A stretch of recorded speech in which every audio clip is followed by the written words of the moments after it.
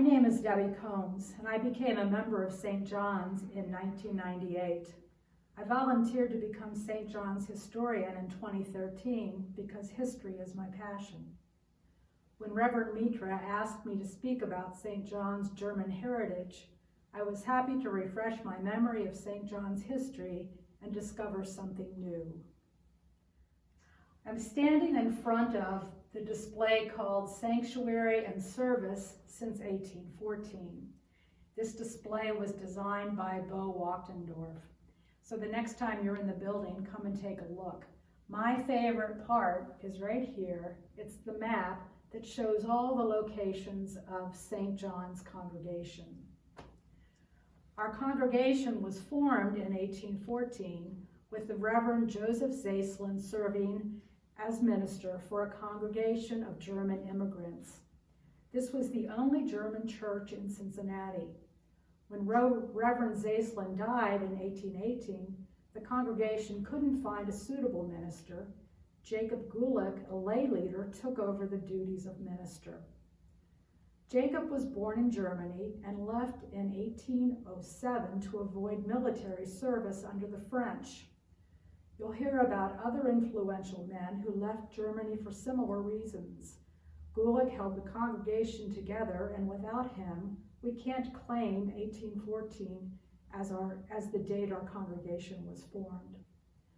When we say the congregation consisted of German immigrants from a variety of regions, envision a Germany of independent states such as Prussia, Saxony, and Bavaria. In addition, the congregation had different religious views, such as Lutherans, evangelical Protestants, and Catholics. In 1819, the first Catholic church was built at the corner of Vine and Liberty Streets, where St. Francis Church is located now. It's likely many Catholics left for the new church, but as more German immigrants immigrated to Cincinnati, our congregation grew. Later in 1820, there was a heated debate over the need for a new church building. There was so much foot stomping that the floor of the church collapsed. As a result, Jacob Gulick resigned as lay minister, and the Reverend Ludwig Meyer became minister.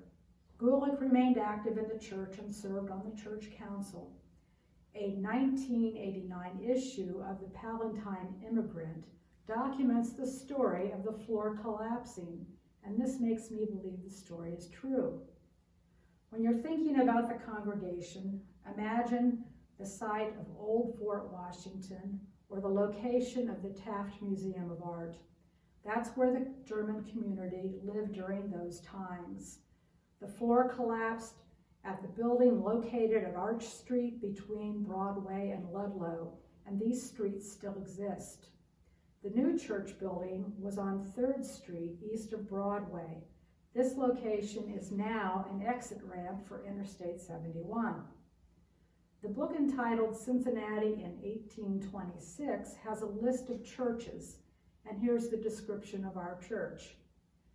German, Lutheran, and Reformed Church. This church was instituted in 1814 and is at present under the care of Reverend L.H. Meyer. Its place of worship is a neat brick building on 3rd between Broadway and Ludlow Streets.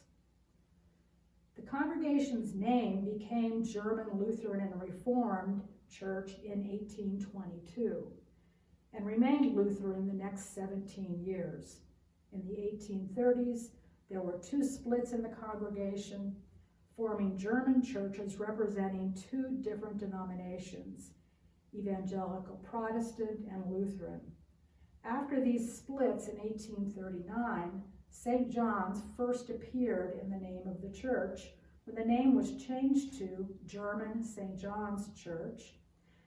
St. John's retained its German identity in its new name, but didn't affiliate with any denomination. By the 1830s, the congregation had moved to 6th Street between Vine and Walnut Streets to accommodate increased membership. This is a time of mass immigration from Germany due to revolutions in Europe. In 1841, the Reverend August Kroll arrived at the 6th Street Church. He left Germany to avoid the draft and was one of 2 influential ministers from our German heritage. Reverend Kroll was considered a rational Christian, meaning that Jesus was considered a man and not the divine Son of God. In 1869, the Reverend Kroll published a hymnal that excluded any hymns that didn't promote the concept that God's nature and being is love. Therefore, there were no hymns about the wrath of God or the sinful nature of man. This describes Unitarian Universalist theology before the congregation affiliated with the American Unitarian Association. I believe Reverend Kroll's influence led the congregation to become the UUs we are now. The 1848 German Revolution caused another period of mass immigration in the 1850s. Reverend Kroll's liberal views attracted these immigrants and the congregation grew, so much that they needed a larger building. Plans began for a new church, but the Civil War caused plans to stop. In 1867, construction began at the corner of 12th and Elm Streets, the area north of the Miami-Erie Canal in the German community over the Rhine. In 1868, the first services were held in the new building. The other influential minister was the Reverend Hugo Eisenworth, who was minister from 1884 to 1931. He was the first minister born in the United States. First, though, I want to talk about his father, the Reverend Gustav Eisenmoore. The senior Reverend Eisenmoore took part in the German Revolution of 1848, and to avoid being sent to prison, fled to the United States. The senior Reverend Eisenmoore was minister of German United Evangelical Church, St. Paul's, located at 15th and Race Streets, the current location of Taft's Ale House. St. John's Reverend Kroll performed the marriage of the senior Reverend Eisenmoore and his wife Eliza.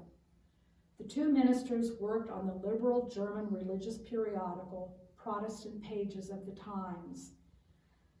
The periodical was founded by Reverend Kroll.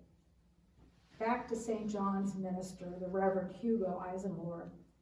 He studied for the ministry at the Meadville Theological School, located in western Pennsylvania, established by a Unitarian. I always wondered why Reverend Eisenmoore studied at a Unitarian seminary. I believe he was influenced by his liberal father. Many changes took place during Reverend Eisenmoore's ministry, including affiliating with the American Unitarian Association in 1924.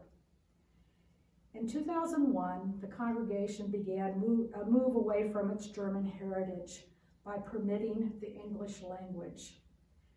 This is a huge step for a congregation who had written in their 1822 Constitution that never may English be preached. If you want to see that Constitution, it's hanging in St. John's Eisenmoore Library, along with other documents, pictures, and Reverend Kroll's hymnal. Sometimes people want to associate St. John's abandoning the German language with World War I. It's actually the result of the children and young people of the congregation speaking English. In 1901, Reverend Eisenmoore discovered that although the children could memorize German text, they had no idea of the meaning. After reporting this to the church council, Reverend Eisenmoore was told to do what he believed was best. From that point on, church school was conducted in English. In that same time period, Reverend Eisenmoore was permitted to have one English service in the evening each month. The purpose was to retain young people who were attracted by other German churches doing the same. In 1912, Reverend Eisenmoore began alternating German and English sermons every other Sunday. By 1918, Sermons were in English only, except when German was requested. When the congregation left over the Rhine in 1946, Reverend Julius Krollpfeifer was minister. The congregation held services at Hanselman Lodge, a Masonic lodge on Clifton Avenue. Currently, the building is part of Hebrew Union College. I wondered why the congregation chose to meet at the Hanselman Lodge.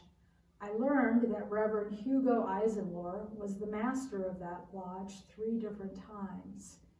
If you're not familiar with Masonic offices, the master is the leader of the lodge.